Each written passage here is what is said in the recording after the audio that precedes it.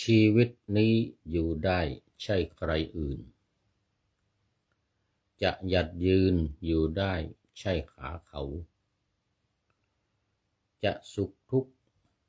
เศร้าโศกก็อกเราล้มแล้วลุกมือปัดเขาก็เราเองขอถวายความนอบน้อมแด่พระรัตนตรัยมีพระพุทธเจ้าเป็นต้นขอถวายความเคารพพระมหาเถระพระเถรานุเถระเจ้าคณะพระสังฆาธิการ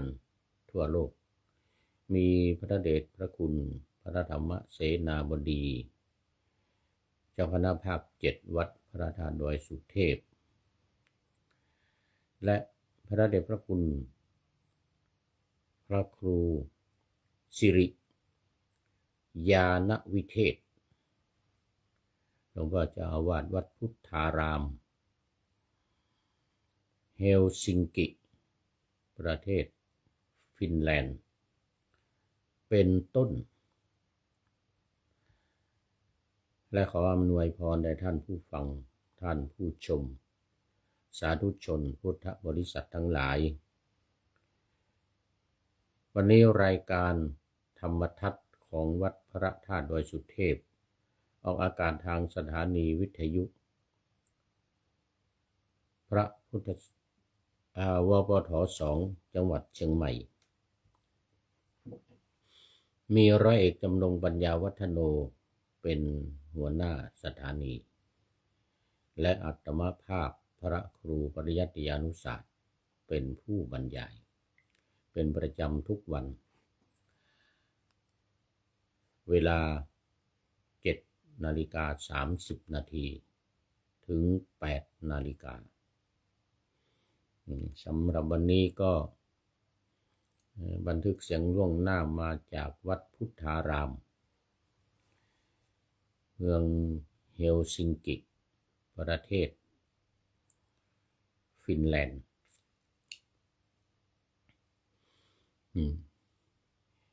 ก็กำลังลงเรือมาเมื่อวันซืน2 วันไปจัดรายการบนเรือไวกิ้งที่นี่เขาเรียกวิกิ้งนะตัวไอนี่เขาจะออกอีหมด วิกิ้งเรือวิกิ้ง ไปสวีเดนไปประเทศสวีเดนมาเมื่อวันก่อนก็นั่งเรือจากเฮลซิงกินี่ท่าเรือ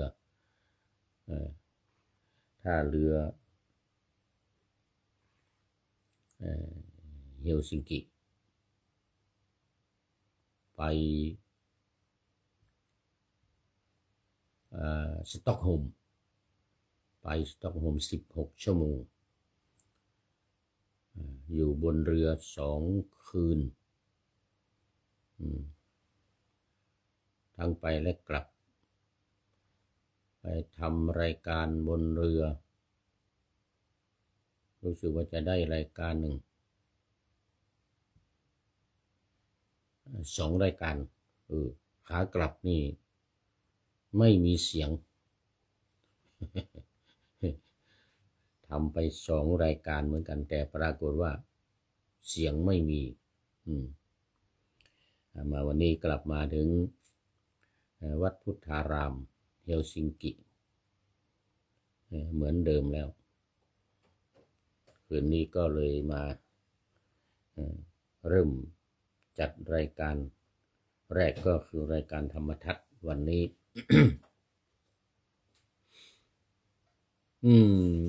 อย่างที่ปะหน้าธรรมาสไว้ว่าชีวิตนี้อยู่ได้ใช่ใครอื่นจะหยัดยืนอยู่ได้ใช่ขาเขาจะสุขทุกข์เศร้าโศกก็อกเราล้มแล้วลุกมือปัดเขาก็เราเองเป็นคติเตือนใจเป็นธรรมะอยู่อย่างหนึ่งว่า มันขึ้นกับตัวเราเองการจะตัดสินใจการจะทำอะไรจะอยู่จะไปอยู่ได้หรือไม่ได้ไปได้หรือไปไม่ได้อะไรนี่นะจะทำอะไรว่าจะทำอะไรนะมันอยู่ที่การตัดสินใจ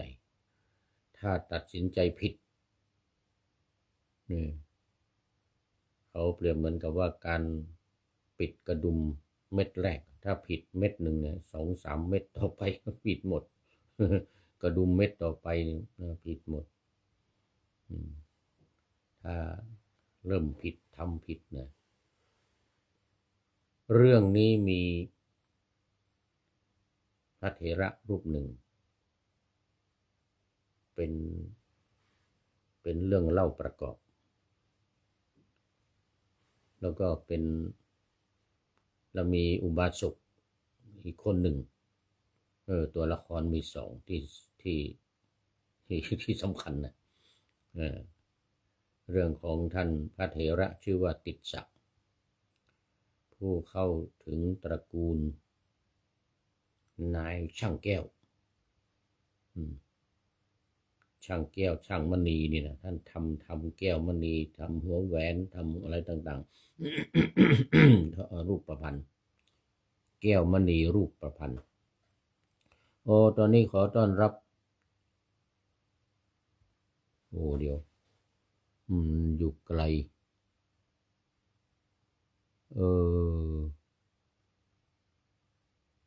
กิจน่าจะเป็นว่ากิจนิพัฒน์เป็นอักษรโรมันกิจนิพัฒน์เดี๋ยวกันเป็นพระหรือเปล่าดำมองไม่ชัดเจนนภัสการครับเหมือนกันนะสาธุสาธุขอไวเดอร์อ่านไม่ชัดกิจนิพัฒน์เดชวายุภักดิ์เดชวายุภักดิ์ KNP เกตเดชวายุภักดิ์ KNP สาธุสาธุโมทนาเป็นท่านแรกเข้ามาในวันนี้ ก็รู้สึกว่าจะดึกแล้วนะนึกว่าจะไม่มีใครแล้ววันนี้ที่นี่เกือบจะ5 ทุ่มแล้วเนี่ยเกือบจะ3 ทุ่ม2 ทุ่ม 58 3เดี๋ยวสมมติว่า3 ทุ่ม 3 4 5 6เกือบตี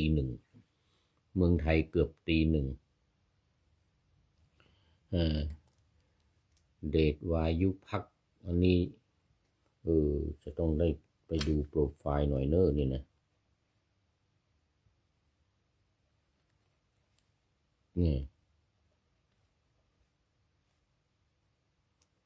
กิจนิพัฒน์เดชวายุภักดิ์นามสกุลสวยมาก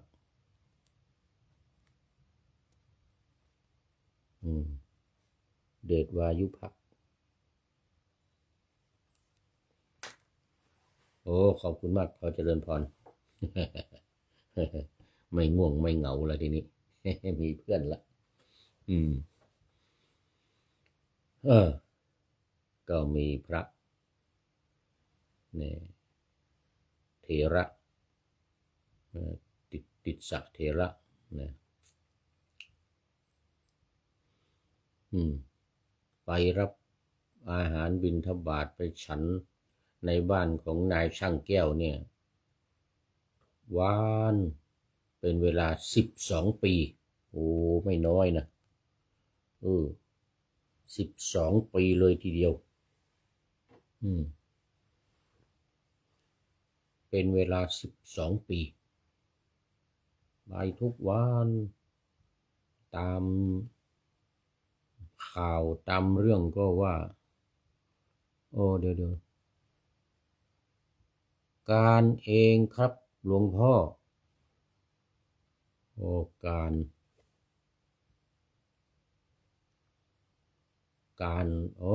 หางดง อยู่หางดงสาธุโมทนา อืมพอนึกขึ้นมาได้แล้วเชียงใหม่มาละยังไม่นอนตอนนี้เกือบตี 1เอาสาธุง่วงก็นอนไปก่อนเด้อต้องมาดูทีหลังก็ได้มีหลายคนโอ้มันดึกแล้วพ่อหลวงพ่อว่างั้นนะขอนอนก่อนว่าเดี๋ยวเปิดเฟซบุ๊กทีหลังเฟซบุ๊กไล่สวัยเทพบุญนี่แหละเรามาดูทีหลังก็ได้24 ชั่วโมงดูได้ตลอดยกเว้นวิทยุออกอากาศทางวิทยุนี่ตอนเช้า7:30ถึง8 นาฬิกาถ้าเปิดไม่ตรงก็เป็นรายการอื่นถ้าเปิดเวลานี้เป็นรายการนี้สถานีวิทยุวปท2จังหวัดเชียงใหม่นี่ก็มี FC ติดตามรับฟังอยู่ประจำทางวิทยุแต่ว่านู่นพรุ่งนี้เช้าตอน7:30ก่อนมาอีกสายหนึ่งโอ้นี่จากประเทศลาวนี่ยมสายยมสายนะยมสายจากประเทศลาวบอกนมัสการนู่นนะสาธุสายสุนทรนะโอ้จากประเทศลาวโอ้นี่ประเทศลาวกับประเทศไทยนี่เวลาน่าจะพอกันนะน่าจะพอกัน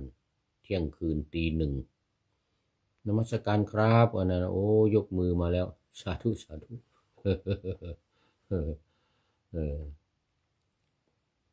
ยังไม่หลับไม่นอนเหมือนกันนอนดึกเหมือนกันเอาโมทนาพูดถึงประเทศลาวก็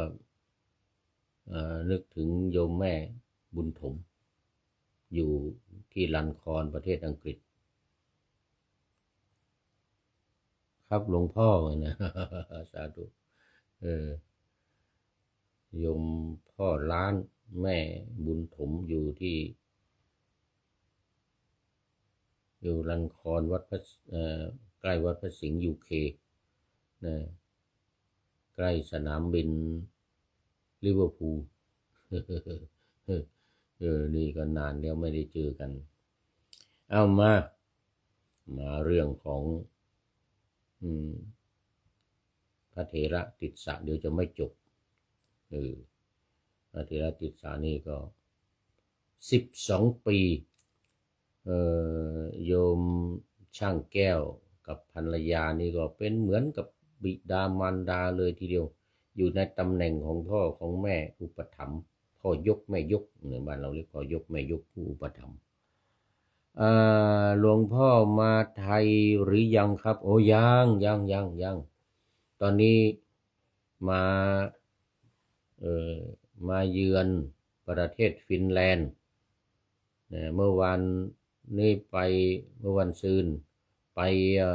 ประเทศสวีเดนนั่งเรือ2 คืน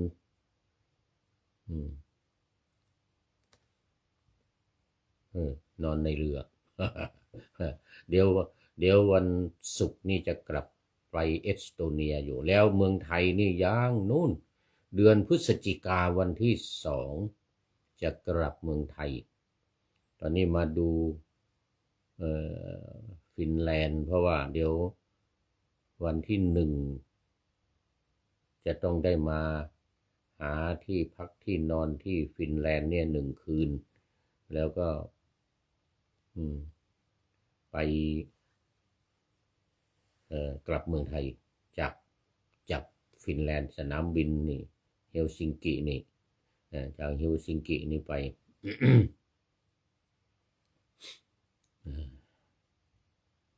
โอ้คราวนี้จะต้องไปอ้อมนะไปเซี่ยงไฮ้นู่นไปเซี่ยงไฮ้แล้วก็จึงกลับเข้ามากรุงเทพแล้วก็ย้อนขึ้นไปเชียงใหม่อีกนะกลับไปกลับมาเป็นซิกแซกเหมือนกับตัวแซกซิกแซกเหมือนตัวแซกนั่นนะ จากนี้ไปเซี่ยงไฮ้จากเซี่ยงไฮ้กลับมากรุงเทพจากกรุงเทพกลับขึ้นเชียงใหม่ เอออ้าวไม่เป็นไร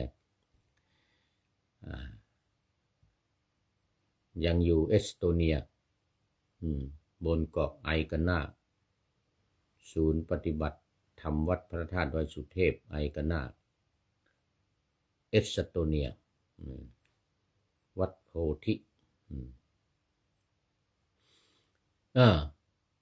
อยู่มาวันหนึ่งในช่างแก้วนี่ก็กำลังหั่นเนื้อ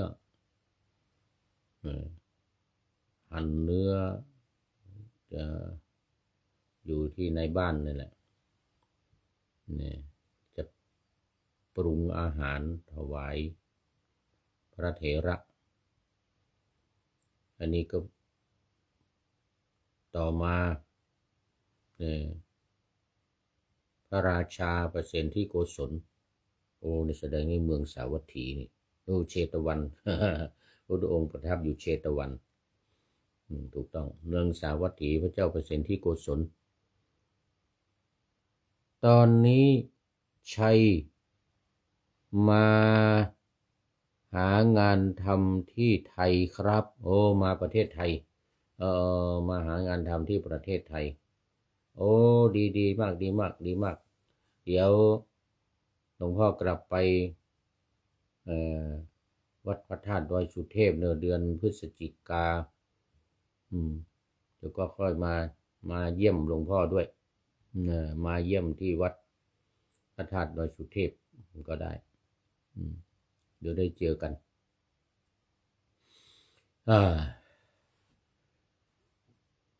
ทำงานทำการอยากเจอหลวงพ่อจะได้ไปกราบไหว้โอ้สาธุสาธุได้เดี๋ยวไปเจอกันที่วัดพระธาตุดอยสุเทพมาเมืองไทยทำงานทำการ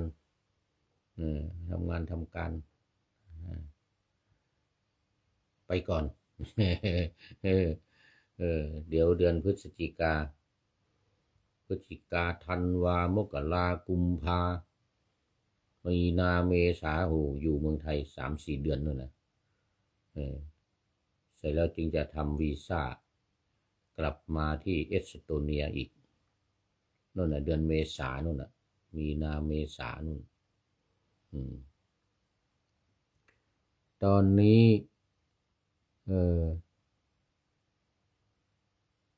ลูกชื่อชัยสุนทรชัยสุนทรชื่อชัยสุนทรโอ้สาธุชัยสุนทรมาพระราชาก็ให้ราชบุรุษนำแก้วมณีมาก้อนหนึ่งมาให้นายช่างแก้วมณีเนี่ยเจรไนขัดสวยงามแล้วก็ส่งกลับไปด่วนว่างั้นนะส่งกลับไปพระราชวังนายช่างแก้วก็รับแก้วมณีรับแก้วมณีแล้วก็วางไว้บนโต๊ะ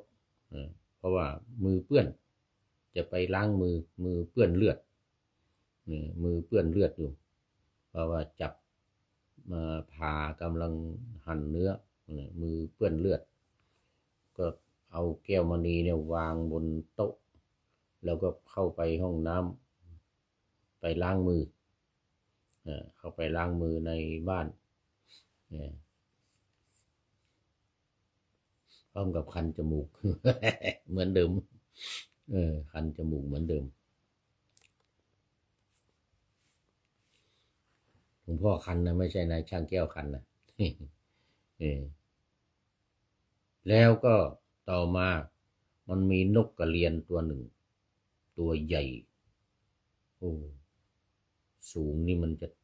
ครึ่งตัวคนเลยนะ สูงกว่าหัวเข่าหน่อยตัวใหญ่เนี่ยขนาดเนี้ยสูงขนาดหัวเข่าคนเนี่ยนกกระเรียนนี่นะก็ได้กลิ่นเลือดพอนายช่างเข้าไปในบ้านเข้าไปก็มากลืนกินแก้วมณีมันเม็ดไม่ใหญ่หรอกมันเม็ดขนาดนี้เม็ดไม่ใหญ่นึกว่าเป็นเลือดนึกว่าเป็นเนื้อนึกว่าเป็นเนื้อเพราะว่ากำลังนายช่างแก้วมณีกำลังหั่นเนื้ออยู่เนี่ยก็นึกว่าเป็นเนื้อก็กลืนเนี่ย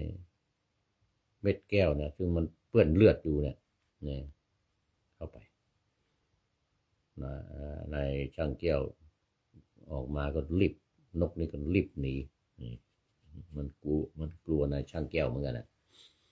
นกนี่ก็รีบหนีนายช่างแก้วมาช่างมณีมาเนี่ยก็มาหาไม่เห็นแก้วมณีที่วางอยู่บนโต๊ะนะ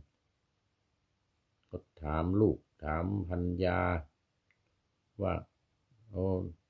เก็บแก้วมณีไปหรือใครเอาไปทั้งภรรยาทั้งลูกก็บอกว่า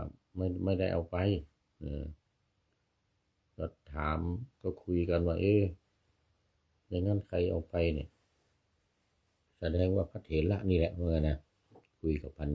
ยาบอกว่าโอ้ไม่ใช่วันนั้นพระเถระคงไม่เอาหรอกเพราะว่าสามีก็ออกมาที่หลังเหมือนกันนะ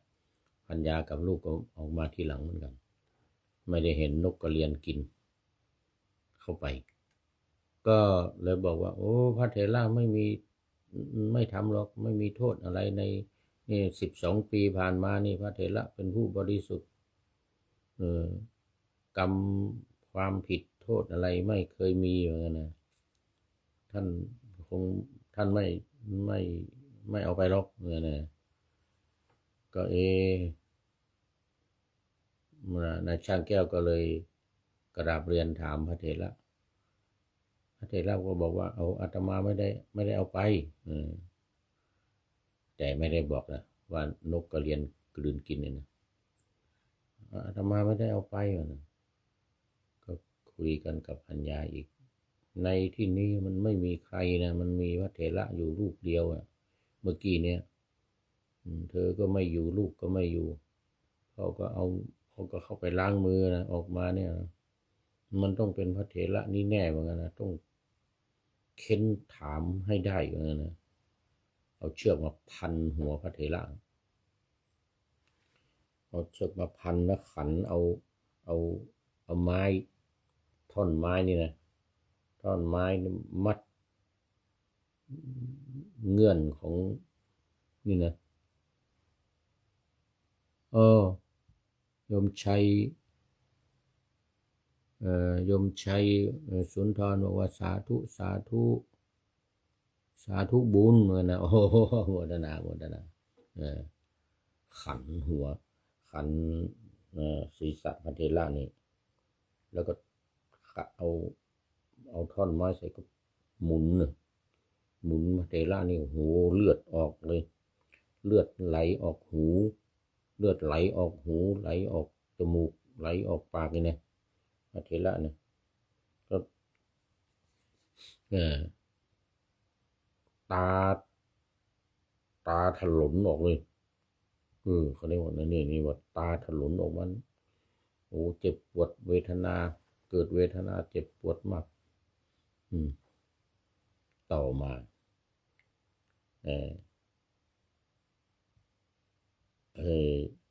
นกกระเรียนก็มาเห็นเลือดของพระเถระออกไหลลงพื้นเนี่ยนกกระเรียนก็มาดื่มกินเลือดพระเถระที่ไหลออกหูไหลออกปากไหลออกจมูกนี่นะตกลงไปนี่นะนกกระเรียนก็มากินนายช่างหม้อก็โมโหโกรธพระเถระอยู่ก็เตะนกกระเรียนมันมายุ่งทำไมเนี่ยไอ้มึงเนี่ยมันมายุ่งทำไมบอกนกกระเรียนนี่นะ เตะเลยนี่เนี่ยเตะนกกระเรียนทีเดียวเลยตายนกกระเรียนตายพระเถระก็บอกว่าโอ้ในช่างขอย่อนเชือกที่หัวของอาตมาหน่อยเหมือนกันนะแล้วก็ขอดูนกกระเรียนมันตายหรือยังเนี่ยช่างนี่ก็โมโหบอกว่าไม่ยันอะไรท่านก็จะต้องตายเหมือนนกกระเรียนเนี่ยเหมือนนะท่านมีโทษท่านจะต้องตายเหมือนนกกระเรียนเนี่ยเหมือนนะเอางั้นเหรอเหมือนนะพระเถระก็บอกว่าพระเถระก็บอกว่าโอ้ถ้านกกระเรียนตายเนี่ยอาตมาจะบอกละว่านกกระเรียนเนี่ยมันกลืนกินแก้วแต่ถ้ามันไม่ตายเนี่ยอาตมาก็บอกไม่ได้ถ้าบอกโยมก็จะเตะนกกระเรียนหรือฆ่านกกระเรียนเหมือนกันนะเพราะฉะนั้นก็ขอให้ตรวจดูในท้องของนกกระเรียนดูเถอะนะในช่างก็แก้ไอ้ขันเชือกที่ขันน็อตพระเถระเนี่ยขันหัวพระเถระเนี่ยขอไปไม่ใช่ขันน็อตขันหัวพระเถระเนี่ยนะแก้เชือกออกเสร็จแล้วก็ผ่านกกระเรียนผ่าท้องนกกระเรียนเจอแก้วมณีตามที่พระเถระว่าจริงๆโอ้ผมมีโทษผิดแล้วเหมือนกันนะผมมีโทษผิดขอพระเถระยกโทษให้ด้วยลงมันหมอบลงมาก็กราบพระเถระนะกราบเท้าพระเถระโอ้ผมผิดไปแล้วผมทำกรรมผมทำผิดไปแล้วผมพระเถระก็ว่าโอ้อาตมายกโทษให้ไม่มีปัญหาหรอกเรื่องโทษแต่ว่าโทษของโยมไม่มีโทษของอาตมาก็ไม่มีอันนี้มันเป็นโทษของเขาเรียกอะไรวัฏฏะเหมือนกันนะมันเป็นโทษของวัฏฏะโยมไม่มีโทษหรอกอาตมาก็ไม่มีโทษแต่อาตมายกโทษให้ไม่เป็นไรเหมือนกันนะมันเป็นเรื่องของวัฏฏะในช่างแก้วก็เลยเรียนพระเถระว่าโอ้พระเถระยกโทษให้ก็ดีแล้วต่อไปเนี่ยขอนิมนต์พระเถระมาฉันที่บ้านตามปกตินะแต่หมดเวลาซะก่อน วันนี้หมดเวลามันยังมียาวอยู่มันยังมียาวอยู่เอาไว้ก่อนเดี๋ยววันต่อไปก็มาเล่าต่อวันนี้ปานาธรรมาไว้ตามกรรมของใครของมันนะกรรมของใครของมันไม่ใช่โทษคนอื่นนะไม่ใช่โทษคนอื่นไม่ใช่โทษของตัวเองเป็นโทษของวัฏฏะเหมือนกันนะ